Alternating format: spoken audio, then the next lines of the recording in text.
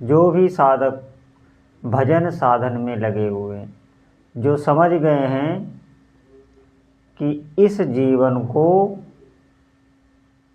सुख कहाँ से प्राप्त होगा, हमारे दुख का जो मुख्य कारण है वो है जब से हम भगवान से दूर हुए हैं तभी आपको दुख घेरेंगे। ये जीवन का बहुत बड़ा मैं आपको सत्य बता रहा हूँ और आप अपने जीवन में खुद चिंतन करके देख लेना। जब भी आप पर कोई संकट या विपत्ति आने वाली होगी उससे पहले ही आप भगवान को छोड़ देंगे। अब इसका मतलब ये नहीं है कि ये उस विपत्ति का प्रभाव है कि हम भगवान को छोड़ देते हैं या हम पर कोई संकट आने वाला है तो हम भगवान को छोड़ देते हैं, ऐसा नहीं है। आप छोड़ देते हैं तभी ही विपत्ति आती है, नहीं तो आ नहीं सकती। भगवान के जो भी भक्त जो हमेशा भगवान की भक्ति भगवान के नाम जप में लगे हैं, कोई भी दुख ऐसे भक्त को छू नहीं सकता। ये मैं नहीं कहता, ये सभी शास्त्रों और संतों का मत है। आप ध्यानपूर्वक सुनना। और प्रभु ने इसीलिए ही ये मनुष्य जीवन दिया है, इस बात पर भी आप विचार करना। जो भी सत्संग सुनते हैं, जो भी साधक हैं, उनको इस जीवन में विचार करना पड़ेगा कि ये मनुष्य जन्म प्रभु ने अपने चरणों की प्राप्ति के लिए ही दिया। ऐसा क्यों? आप देखना, आप किसी भी बड़े जो भी बड़े पद पर विराजमान हैं, इस मैं भौतिक जगत की बात कर रहा हूँ, जो भी विराजमान है, अगर आप उनसे मिलना चाहेंगे तो आप देखना कि वो आपको एक निश्चित समय देते हैं, उस समय के अंतर्गत ही आप उनसे मिल पाएंगे, नहीं तो आप नहीं मिल पाएंगे। और अगर आप उस समय पे वहाँ नहीं गए तो आप नहीं मिल पाएंगे, कोई भी हो आप। ऐसे ही प्रभु ने ये जो जितनी भी योनियाँ हैं, उन योनियों में ये मनुष्य शरीर हमको दिया है कि हम उनके चरणों की प्रीति प्राप्त कर सकें, उनके चरणों में हम जा सकें। ये बात हमारे समझ में नहीं आती और यही सत्य है, नहीं तो दुखों का कभी भी अंत होने वाला नहीं। ये तो इस जन्म की मैं आपकी बात बता रहा हूँ। इस जन्म में भी आप देखिए, स्वप्न में हो तब भी आप दुख भोग रहे हैं, जागृत में फिर आप इस सांसारिक दुख भोग रहे हैं, और आप सोचते हैं कि मृत्यु के बाद सुख मिलेगा। नहीं, मृत्यु के बाद फिर दूसरा शरीर, और किस योनि में चले जाएं या कोई नहीं बता सकता, कर्मों के हिसाब से। तो वहाँ पर हम काल के अधीन होते हैं, इसीलिए भगवान की आराधना बताई गई है। मनुष्य शरीर एक ऐसा द्वार है जहाँ आप भगवत चिंतन करके, भगवान का भजन करके निश्चित ही उनको प्राप्त कर सकते हैं। और ये जो जीवन आपका रहेगा, जो अभी आप शरीर धारण किए हुए हैं, इस शरीर में ही आपको परम आनंद का अनुभव आने लगेगा, उन भगवान की स्मृति आने लगेगी। यही जीवन सुखमय आपका हो जाएगा।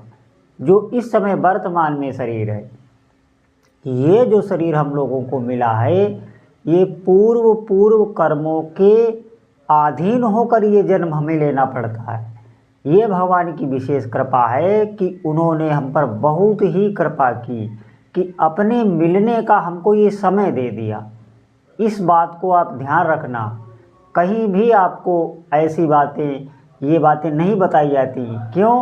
क्योंकि हमको वे ही बातें बताई जाती, क्योंकि हम खुद भीतर इतनी कामनाएं समेटे हुए रहते हैं, इसीलिए हमको वही बातें बताई जाती हैं जो हम सुने और हम सांसारिक कोई न कोई लाभ की आकांक्षा रखें।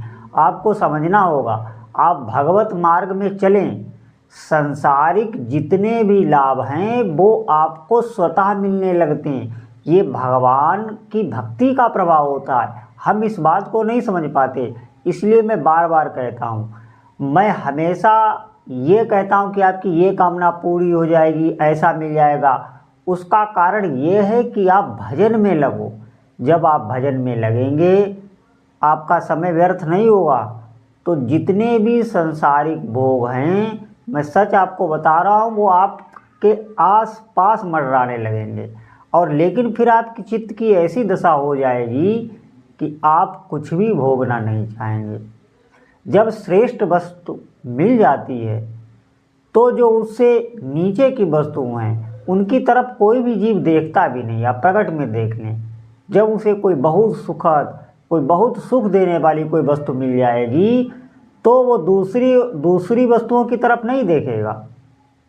इसी प्रकार आपको अभी भजन का, भक्ति का, प्रभु के मार्ग का सुख मिला नहीं है। क्यों? क्योंकि हम चलते तो हैं लेकिन सांसारिक इतनी कामनाओं को, इतने भोग के संस्कार हमारे भीतर है तो बार बार वो हमें खींच के फिर गिरा देते हैं, फिर हम उठ के खड़े होते हैं, चलने लगते हैं।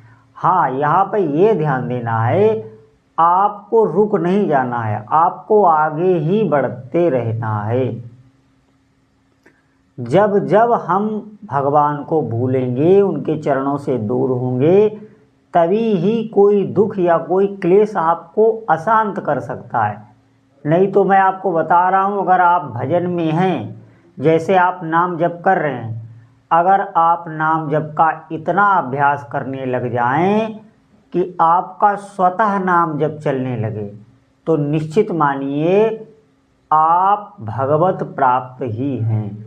भगवान आपके साथ हैं, क्योंकि आपके शरीर, इसी शरीर में नाम जागृत हो गया। अब कोई दुख क्या आपको काल तक, मृत्यु तक प्रभावित नहीं कर पाएगी। इतना श्रेष्ठ मार्ग है। इसीलिए मैं बार बार कहता हूँ, ये कोई ऐसा मार्ग नहीं है। अच्छा, इसमें चलने में भय सा होने लगता है साधकों को। वो समझते हैं भक्ति, भगवत प्राप्ति तो हमारे सब भोग छूट जाएंगे, ये हमारा जो संसार है जहाँ हम सुख ले रहे हैं ये छूट जाएगा। वहाँ आप सुख ले नहीं रहे हो, आपका सुख जा रहा है। हमें यही बात समझनी है। जैसे मैं आपको एक उदाहरण दे के समझा रहा हूँ, आप बहुत ध्यानपूर्वक सुनना।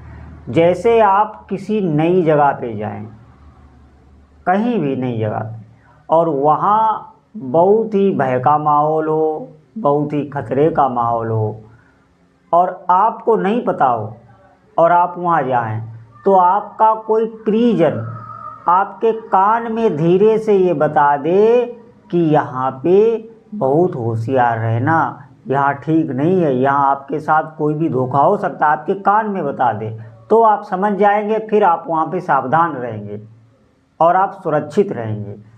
इसी प्रकार ये जो जगत है, यहाँ भगवान की माया का इतना प्रभाव है।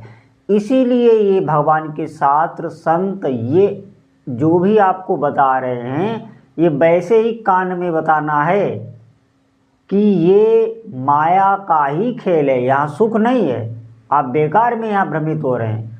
इसका मतलब ये नहीं हम छोड़ के सब बन चले जाएं, नहीं। जैसे भी आप जहाँ भी हैं वहाँ उन भगवान का स्मरण करने लगे जो भी आपके प्रभु हैं, जिनकी ये माया है, उनका आप स्मरण करने लग जाएं, उनका जप करने लग जाएं। अब यहाँ पे एक बात ये है कि कोई इष्ट देव बदलना नहीं है। जैसे आप हनुमान जी की भक्ति कर रहे हैं, माता जी की भक्ति कर रहे हैं, तो मैं ये नहीं कह रहा उनको छोड़कर आप किसी और की भक्ति करने लग जाएं।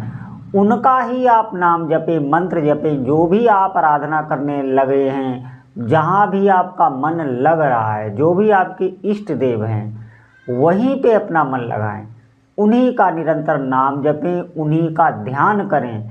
धीरे धीरे देखेंगे कि आपकी हृदय की स्थिति होने लगी है। धीरे धीरे होता क्या है, साधक निर्भर रहने लगता है अपने प्रभु पर। निर्भर ज्यों ही, ये हृदय की स्थिति है। जैसे अभी आप सुन लेंगे निर्भर, लेकिन ये आप करके नहीं कर सकते। आप सोचने लग जाएं अपने मस्तिष्क से कि मैं निर्भर हो जाऊं, हो नहीं सकते।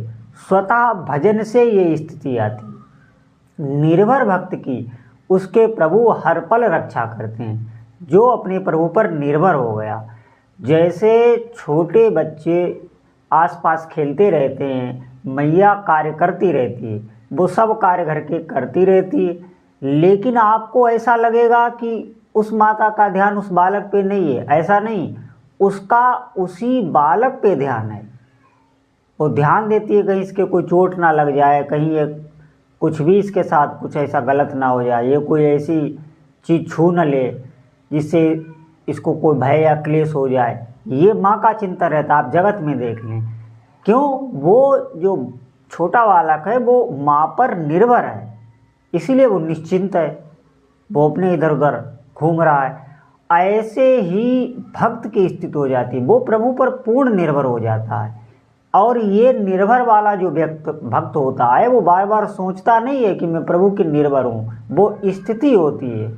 ये बात आपको साधना करके ही समझ में आएगी। अध्यात्म की बहुत सी ऐसी बातें होती हैं जो आपको अगर सुना भी दी जाए तो आप उन पर पहली बात तो विश्वास नहीं कर पाएंगे, और विश्वास भी कर ले गए तो आप उस स्थिति में नहीं होंगे। आपको अहंकार हो जाएगा सिर्फ कि मैं इस स्थिति में हूँ, जबकि उस स्थिति में आप पहुँचे नहीं होंगे, आपको अहंकार होगा। और ये अहंकार बहुत ही खतरनाक होता है। इसीलिए साधना की जो बहुत उच्चतम अवस्थाएं हैं वो बताई नहीं जाती हैं। आपको सिर्फ भजन करना है, भजन से ये स्थिति खुद आती है। और जब साधक की स्थिति होती है तो उसे बार बार चिंतन नहीं करना पड़ता है कि मैं भगवान की शरण में हूँ। क्यों? क्योंकि वो उस स्थिति में ही पहुँच चुका है।